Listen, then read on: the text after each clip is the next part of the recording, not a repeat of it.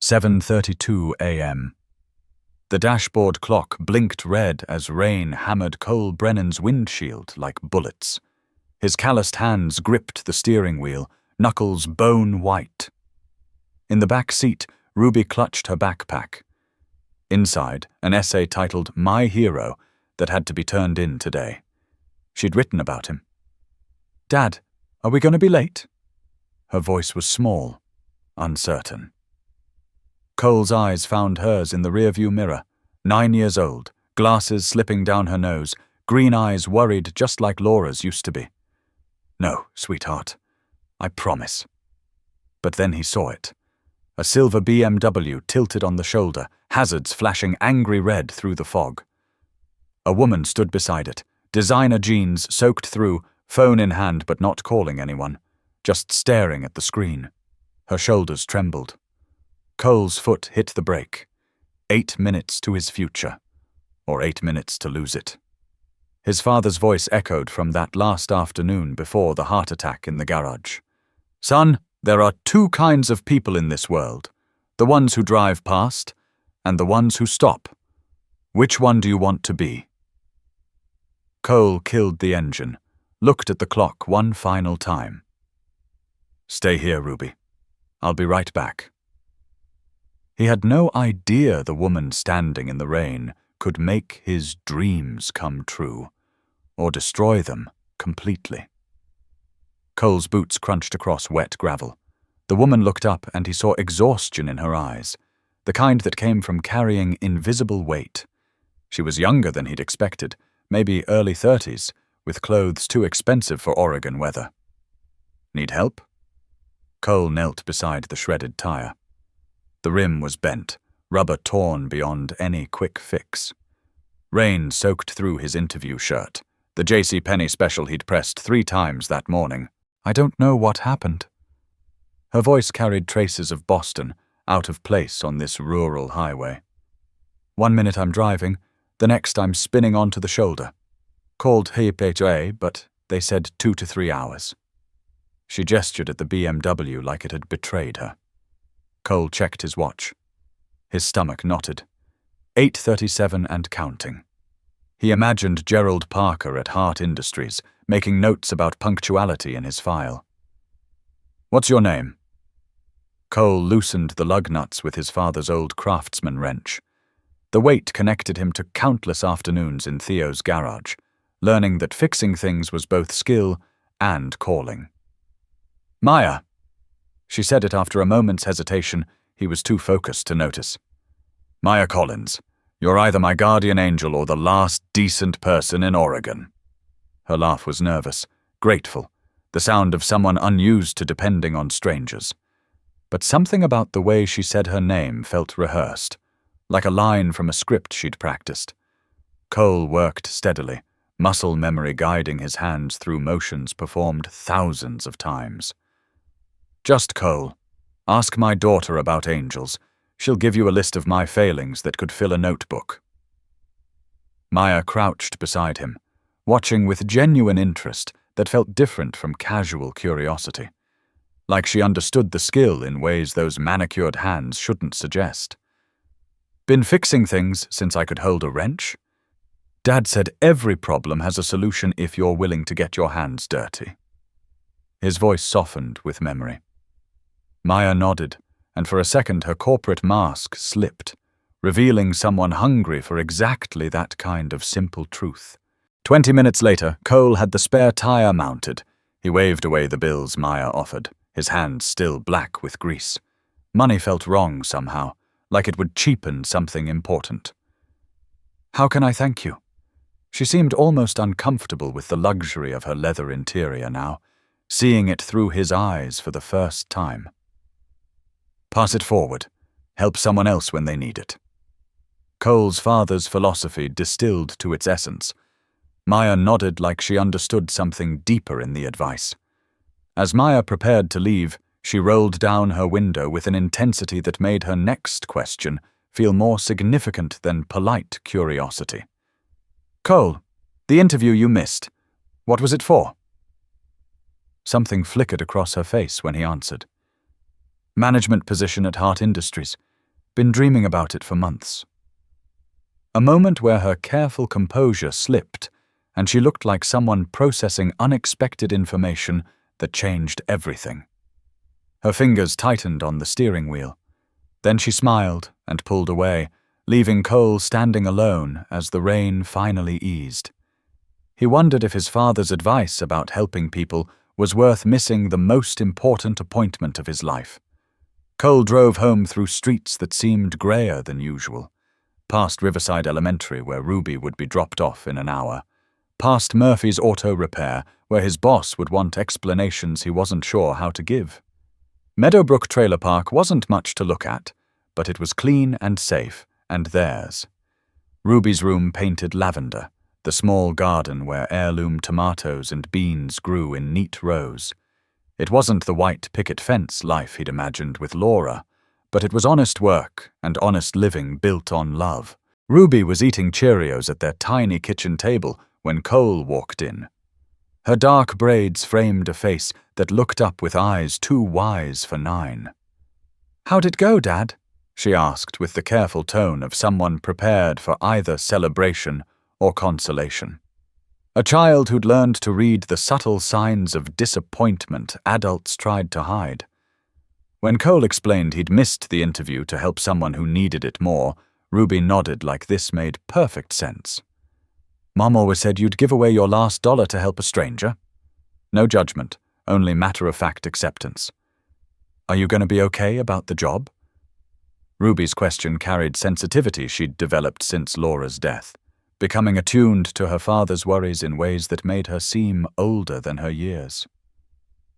Cole smiled genuinely for the first time that morning. "We'll figure it out, Ruby. We always do." Truth, even if he wasn't sure how they'd manage this time. They'd survived Laura's illness and death, survived medical bills totaling $180,000, survived single parenthood.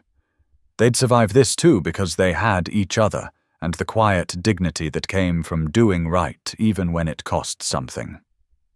What Cole didn't know was that Maya Collins had pulled into Murphy's parking lot 15 minutes after leaving him. Watching through rain-streaked windows as he went inside to explain to his boss why he'd missed the interview that could have changed everything.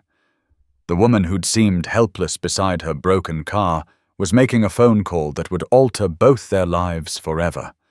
Her voice carried authority that would have shocked the man who'd just helped her. Maya Collins wasn't who she appeared to be, and Cole Brennan had no idea he'd just helped the one person with power to make his dreams come true, or destroy them completely. Tuesday afternoon brought an email that made Cole read the screen 3 times to believe it was real. "Dear Mr. Brennan, Hart Industries would like to reschedule your interview for Monday 9 a.m. We understand you experienced car trouble that prevented yesterday's appointment. These things happen. Please confirm your availability. Best regards, Iris Blake, Human Resources." Car trouble. The creative interpretation made him wonder what story Maya had told, but he wasn't about to correct a record that gave him this second chance. His hands trembled as he typed the confirmation. Murphy looked up from the Civic he was working on when Cole showed him the email. "Well, I'll be damned. Someone up there must like you, Brennan." The old mechanic's weathered face creased into a smile. "Take the week to prep. Practice those interview answers again. And for God's sake, don't stop for any more stranded motorists." It was meant as a joke, but Cole heard the wisdom underneath. Lightning didn't strike twice. Next time, he'd have to choose differently. That evening, Cole helped Ruby with math homework while his interview clothes hung freshly pressed.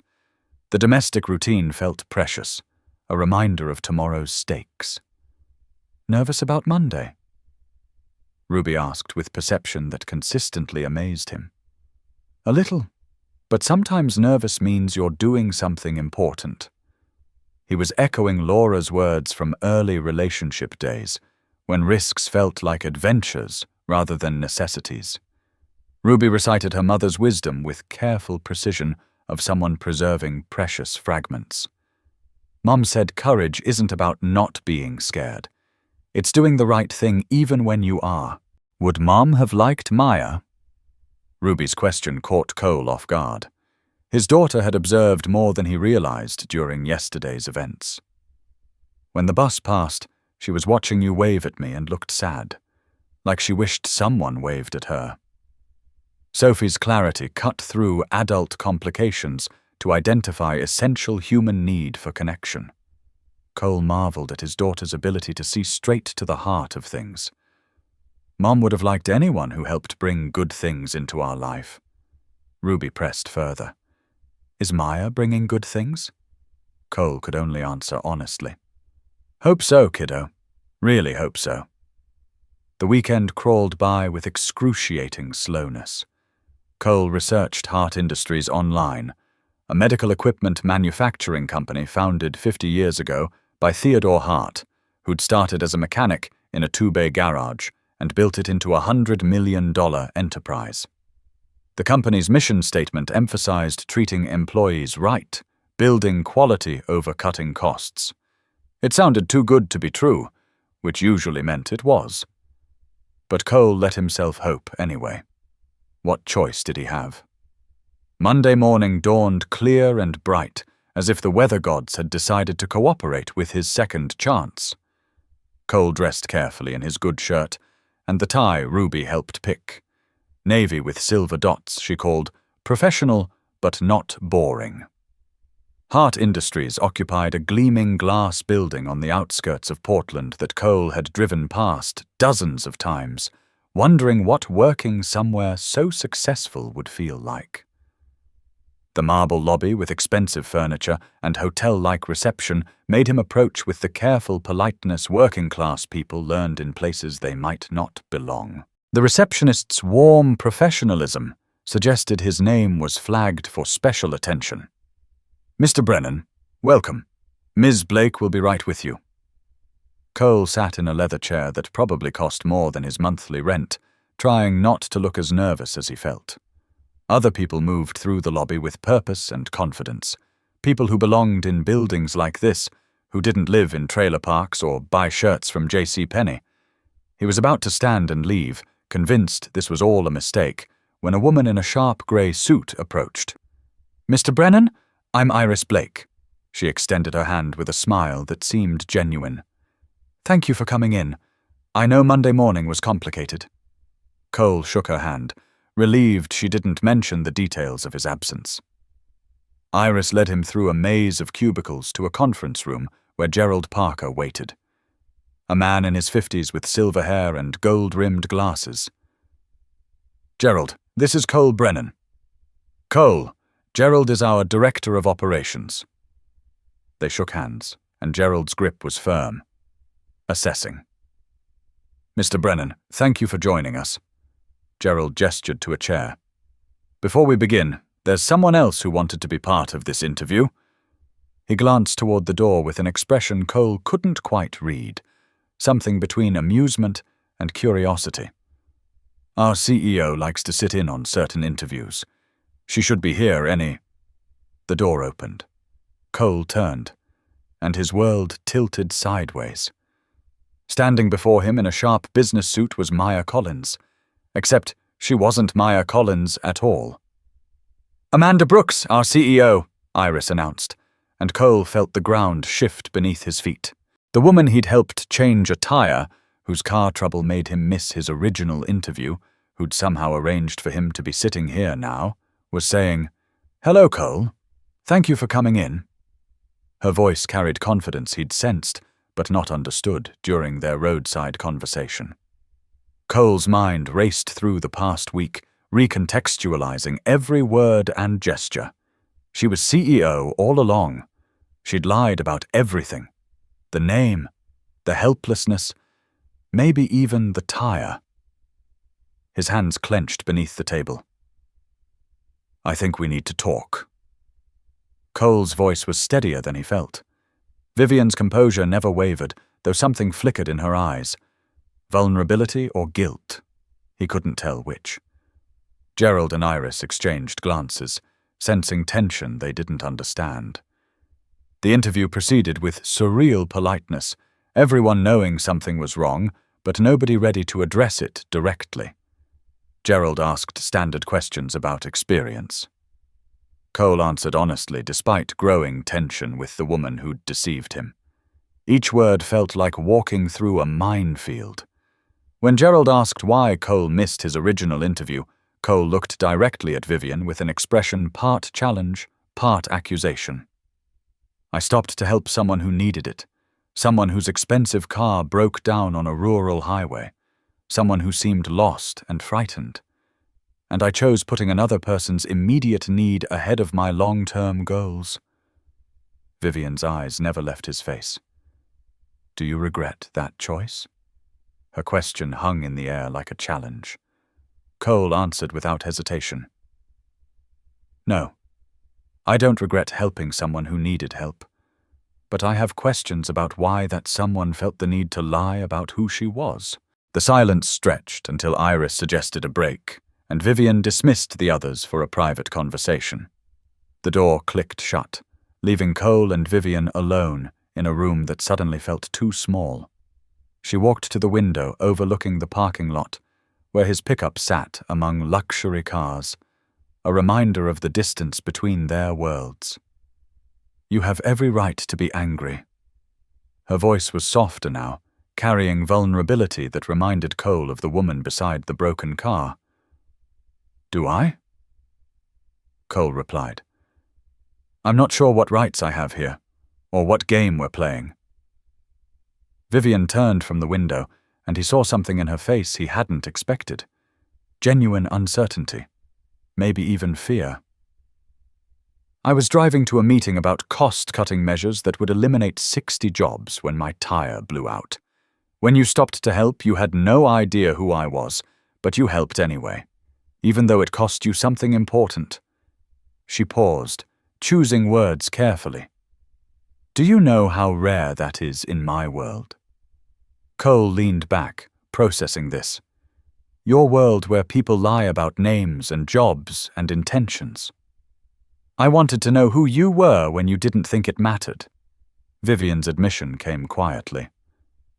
"Wanted to see if your kindness was real or calculated." Cole stood, anger finally breaking through his careful control. "So this was a test. You set me up to see if I'd pass some character evaluation." His voice rose. "Do you have any idea what that interview meant to me? What I risked by stopping?" Vivian flinched but didn't defend herself. "I know exactly what it meant. That's why I'm here now." She slid a folder across the table with careful precision. Inside were technical assessments ranking Cole in the top 5%, reference letters from Murphy's customers praising his work, Gerald's recommendation for immediate consideration, all dated before Monday morning when he'd met Maya Collins. "But you still could have told me who you were." Cole's anger deflated slightly, replaced by confusion. "I should have." Vivian agreed without softening it. "But I was selfish. I wanted to be seen as a person instead of a position. Wanted to remember what it felt like, having someone help without wanting anything in return." Before Cole could respond, commotion erupted outside the conference room. "Emergency at Facility 2. Iris's voice crackled through the speaker, carrying stress that made both sit straighter. "Major equipment failure on Line 3. Gerald's headed there now, but it's bad. Whole production schedule at risk." Vivian closed her eyes briefly, calculating implications. Cole found himself standing before conscious decision, his body responding to the mechanical failure description with automatic interest. His mind shifted into the focused mode that had served him through years of complex diagnosis. "What kind of equipment failure?" He was already moving toward the door. "I need to see it." Vivian protested about him not working there yet, but Cole cut her off. "If you want to know who I really am, let me show you." The drive to Facility 2 took 20 minutes through industrial Portland traffic. Vivian's BMW purred past Cole's usual world while he worked through hydraulic system failure possibilities in his head. She drove with focused intensity, and the silence between them felt collaborative, rather than adversarial. Emergency suspended personal complications for shared purpose. They were two people trying to solve a problem, nothing more. Facility 2 was a maze of machinery with a steady production hum, except Line 3, standing silent and ominous.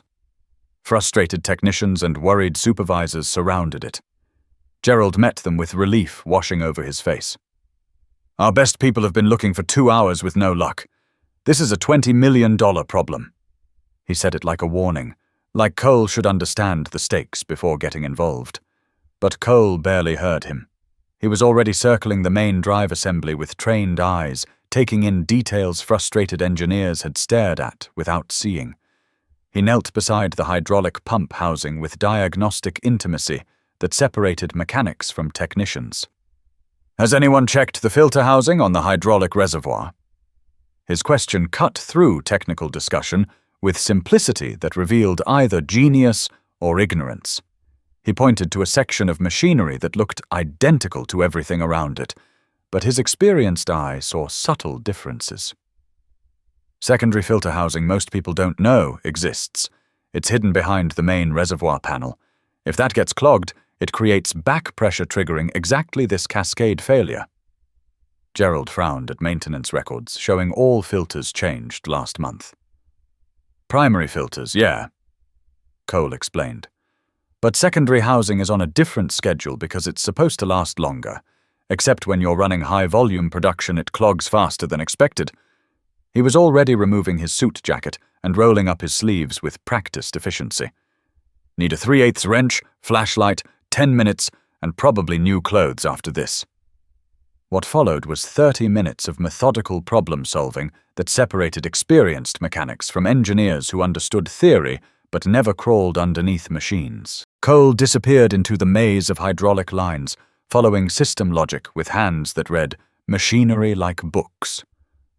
Vivian watched from the sidelines, fascinated by the transformation in a man she'd thought she was beginning to understand.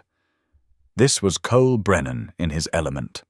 Confident, focused, completely at home in grease and metal and practical solutions.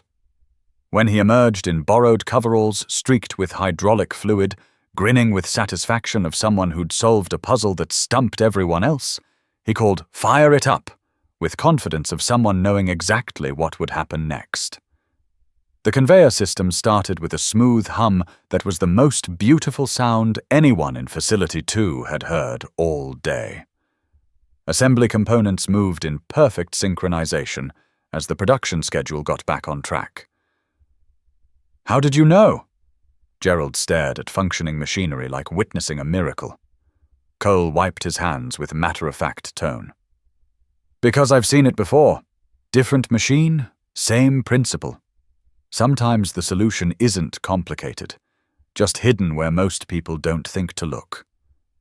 Vivian approached with an expression mixing professional appreciation and personal recognition.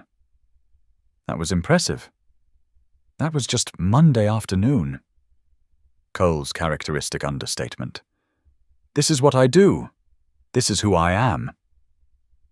Vivian's quiet reply carried new understanding. "I can see that. Question is, do you want to do it here?"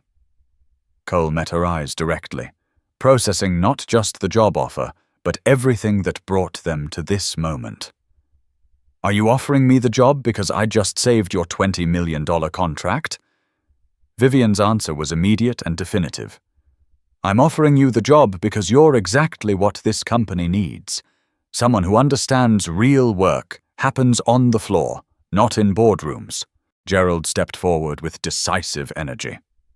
"Cole, I don't know what happened between you two before today, but you solved in 30 minutes what our entire engineering team couldn't figure out in 4 hours. If Vivian's offering you a job, take it." Cole looked around the plant floor one more time, imagining himself part of this operation, leading teams, building things that mattered, everything he'd hoped for and more than he'd dared expect. But something still felt unfinished between him and the woman who'd started this complicated dance. "I need to think about it." His honesty cut through the moment's euphoria. Vivian nodded with understanding rather than disappointment, Of course. Take whatever time you need.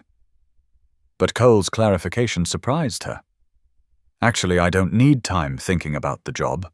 I need time figuring out if I can trust the person offering it to me. The words hung in the air between them. Honest, direct, impossible to dismiss. Vivian's face showed she understood what he was really asking, not about salary or benefits or job responsibilities, about whether the foundation they were building could support the weight of what came next. That evening, Cole sat on the trailer steps while Ruby played in their garden, tomatoes coming along nicely, beans grown tall enough for staking. Simple, honest work producing something useful in a world that often didn't make sense. Ruby finished weeding and joined him with dirt-stained hands but serious expression, suggesting she'd been processing adult complications. "How was the interview, Dad?" When he answered, "complicated," she pressed for clarification with directness that got to the heart of things. "Good complicated or bad complicated?" Cole considered seriously, knowing Ruby deserved honest answers even when they weren't easy. "Not sure yet, kiddo. Sometimes when things seem too good to be true, it's because they are. But sometimes it's because you're not used to good things happening." Ruby's follow-up was inevitable. "Which one do you think this is?" Cole was quiet for a long moment, watching sunset over Meadowbrook where they'd built their life together. It wasn't much by some standards, but it was theirs. Real, built on love and hard work and values his father tried teaching about helping people and doing right things. "My gut's telling me sometimes the best opportunities come disguised as the biggest risks." He felt the truth of those words, even as uncertainty remained. Tuesday morning brought an unexpected visitor. Cole was making breakfast when a knock interrupted their routine. Opening the door, he found Vivian standing on the front steps, looking distinctly out of place in business attire among modest homes and practical vehicles. "Vivian, this is a surprise." Cole stepped outside for privacy. She explained needing to see where he lived, needing to understand who he really was before asking him to trust her. He gestured around the small community where he'd raised Ruby the past 3 years. Neat yards and practical gardens, older cars maintained with obvious care, children's toys, speaking of families making the most of modest circumstances. "This is it. This is us. Not much to look at, but it's home." Vivian followed his gaze with careful attention of someone learning to see beyond surface appearances. "It's honest," she said finally. When Cole mentioned it being all they could afford on a mechanic's salary, she clarified. "That's not what I meant. I've spent 15 years surrounded by people measuring everything in profit margins and market share. This place feels real." Before Cole could respond, Ruby burst through the door with backpack and half-brushed hair, stopping short when she saw Vivian. 9-year-old social radar immediately picked up adult tension. "Dad, everything okay?" Cole's introduction carried careful formality of someone navigating complicated relationships while protecting a child from unnecessary confusion. Ruby studied Vivian with frank curiosity, children brought to new situations, evaluation unfiltered by adult politeness. "Are you the lady Dad helped? He said you helped him get another interview." Vivian knelt to Ruby's eye level with careful attention, understanding children deserved honest answers. "I'm the lady whose tire your dad fixed. He helped me when I was stranded and scared, even though it meant missing something important." Ruby's matter-of-fact response revealed her understanding of her father's character. "That's just what Dad does. He helps people. Mom used to say it was his superpower." Then Ruby asked directly if Vivian would give her father the job. Vivian's composure wavered at directness from someone too young for corporate complications. "That depends on whether your dad wants it." But Ruby's response was immediate. "Of course he wants it. He's been practicing interview answers in the mirror for weeks. He wants to give me a better life, but he's worried about leaving Mr. Murphy because he feels loyal." Cole's embarrassed protest was affectionate rather than angry. Ruby hugged him quickly before surprising Vivian with a hug too. gesture carrying unconscious generosity of children raised with love despite difficult circumstances. "I hope you give Dad the job. He deserves good things." They watched Ruby run toward the school bus, backpack bouncing and hair streaming behind with resilient energy that had carried her through loss and uncertainty. When the bus pulled away, Cole and Vivian found themselves alone with unfinished business building since that rainy morning on Route 30. "She's remarkable," Vivian said with genuine appreciation. Cole's response carried pride and protectiveness. "She's the best thing I ever did. Only thing I'm sure I got right." He asked why Vivian was really there. Her answer revealed vulnerability that corporate persona usually concealed. 3 months ago, my father died." Vivian's voice quieter now, carrying weight of legacy and responsibility. "He built Hart Industries from nothing. Started as a mechanic in a 2-bay garage and turned it into a $100 million company. But somewhere along the way I lost sight of what he was really building." She explained her father's philosophy, that a company was only as good as the people who worked there. That profit meant nothing if it came at the expense of treating people right. But after his death, the board pushed for changes that would eliminate jobs and reduce benefits. Efficiency improvements that would turn workers into interchangeable parts. I was driving to a meeting where I was supposed to approve those changes when my tire blew out.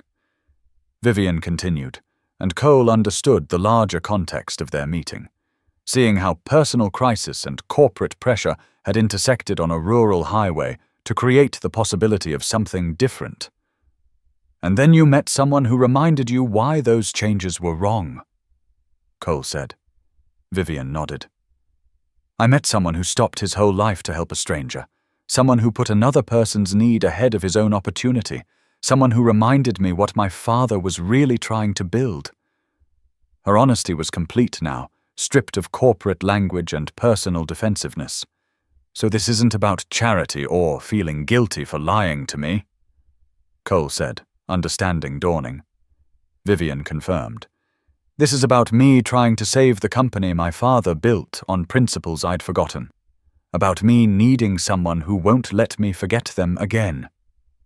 Cole studied her face for signs of corporate doublespeak, but saw something more complicated. A woman trying to honor her father's legacy while fighting pressure from people measuring everything in quarterly profits. "What happened to that board meeting?" Cole asked. Vivian smiled ruefully. "I postponed it. Told them I needed more time reviewing proposals. They weren't happy." But now she was telling them Hart Industries was going in a different direction. "We're investing in workers instead of eliminating them. Building quality instead of just cutting costs. Remembering that people who actually make our products are the most important part of our success." She stood with movements suggesting decision rather than departure. Cole felt something shift inside his chest, recognition this conversation was about more than a job offer, that Vivian was asking him to be part of something larger than either of their individual needs. "That's going to be an expensive decision," Cole observed. Vivian's voice carried conviction from rediscovered purpose. "Short term, maybe. But my father didn't build this company by taking shortcuts or treating people as disposable.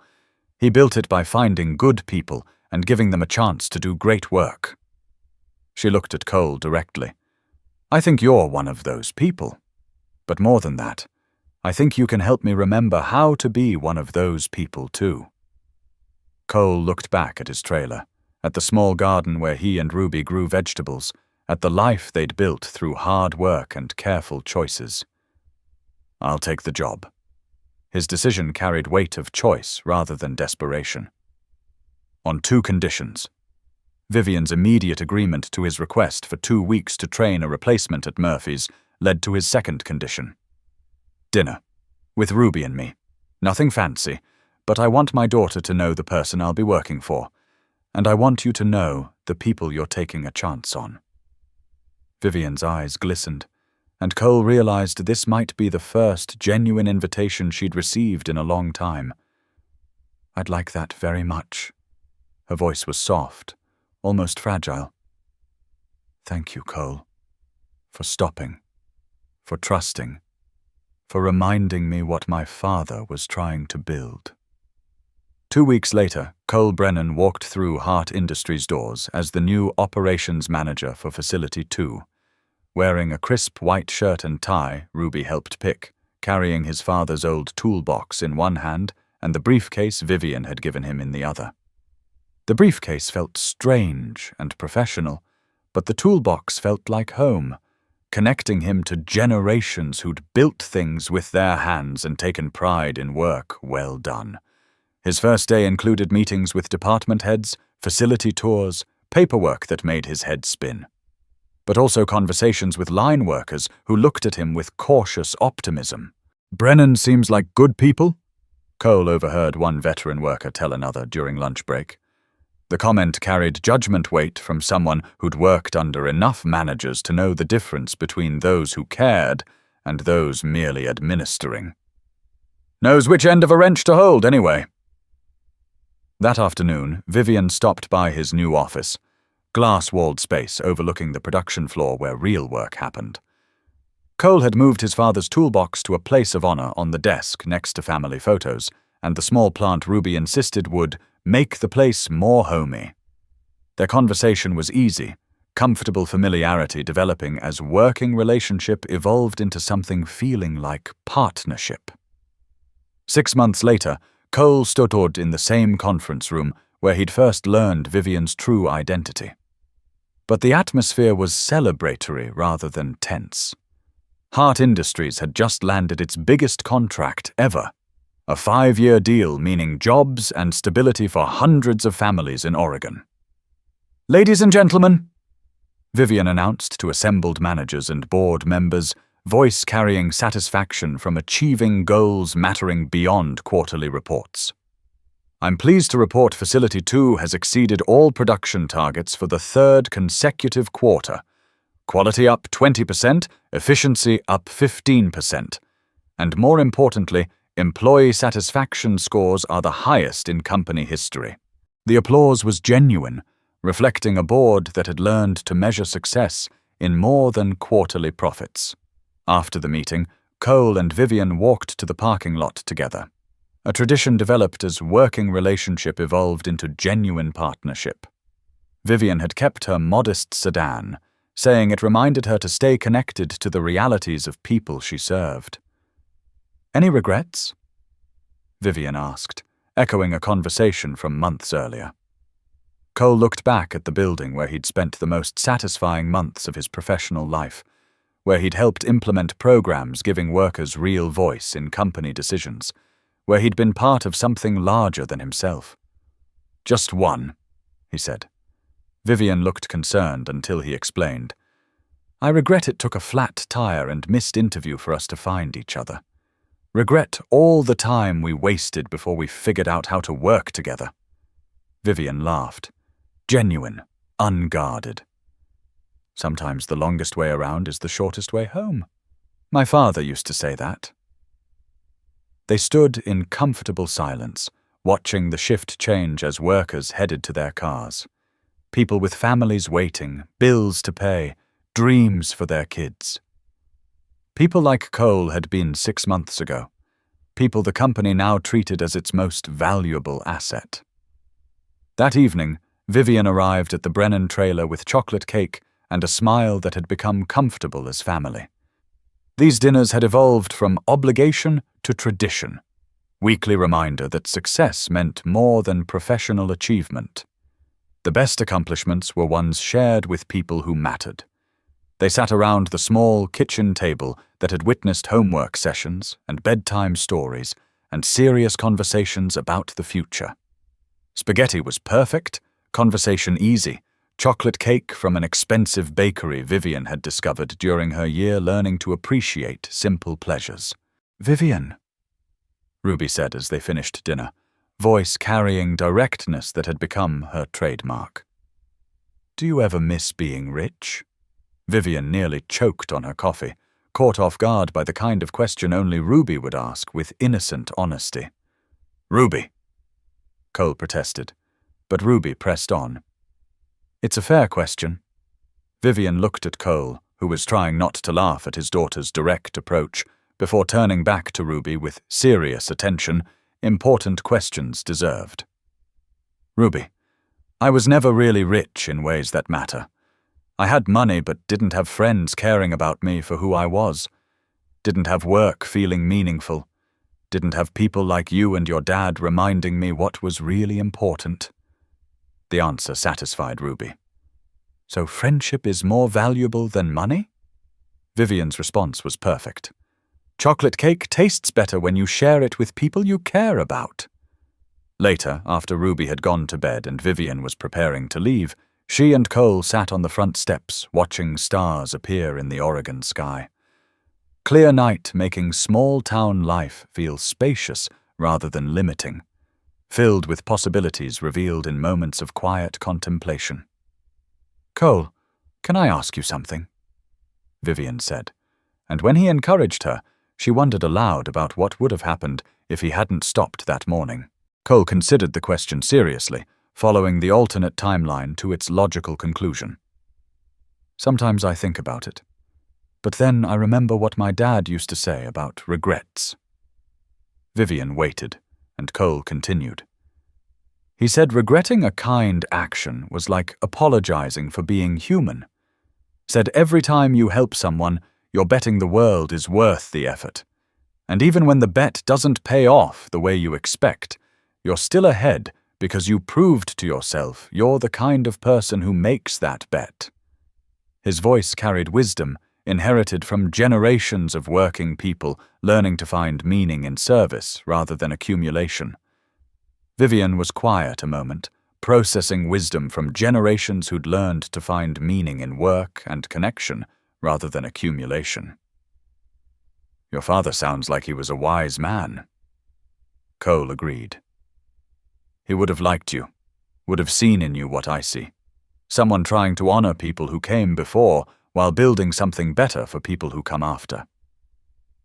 Vivian stood to leave, but paused at her car door with hesitation of someone having something important to say, but unsure how to express it.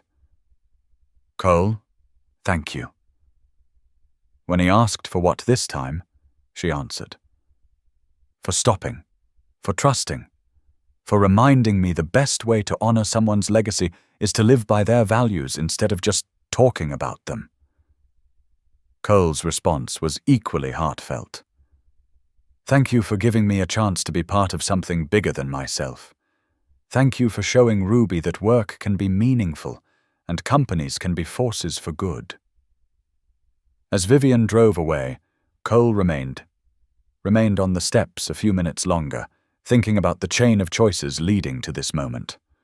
A flat tire, a missed interview, a decision to help a stranger, a CEO brave enough to admit she needed reminding who she was supposed to be. None of it had been planned. All of it required faith in people and possibilities not measured in quarterly reports. His phone buzzed with a text from Vivian. Thank you for dinner. Thank you for friendship. Thank you for proving good things happen to people who choose kindness over convenience. Cole typed back. Thank you for proving sometimes the people who need help most are the ones with power to help others. Inside the trailer, Ruby was probably already asleep, dreaming of science projects and scholarship applications and a future full of possibilities that seemed attainable rather than impossible. It wasn't the ending Cole had imagined when he'd dressed for his interview that rainy Monday morning. It was better. Proof that sometimes the most important appointments were the ones you missed. And sometimes the best opportunities came disguised as obligations to help other people. Cole Brennan stood up, brushed off his jeans, and went inside to check on his daughter one more time before bed. Ruby slept peacefully in a room filled with books about engineering and science, her desk covered with scholarship applications that no longer seemed like impossible dreams. On the nightstand next to a picture of Laura sat the business card Vivian had given her, title reading Future Engineer, printed below her name. In the morning they would all wake up and return to the work of building something worth building, a company proving business success and human dignity weren't mutually exclusive. A community where children could dream of futures that seemed attainable. A world where kindness was still rewarded and good people were still given chances to do great work. But tonight they slept peacefully, knowing they had bet on each other and won. Dreams filled with flat tires that changed everything, and people who stopped to help strangers without knowing it would lead to the most meaningful chapters of their lives. Proof that sometimes the biggest risks really did lead to the most important rewards, and that his father had been right all along about helping people being more important than helping yourself.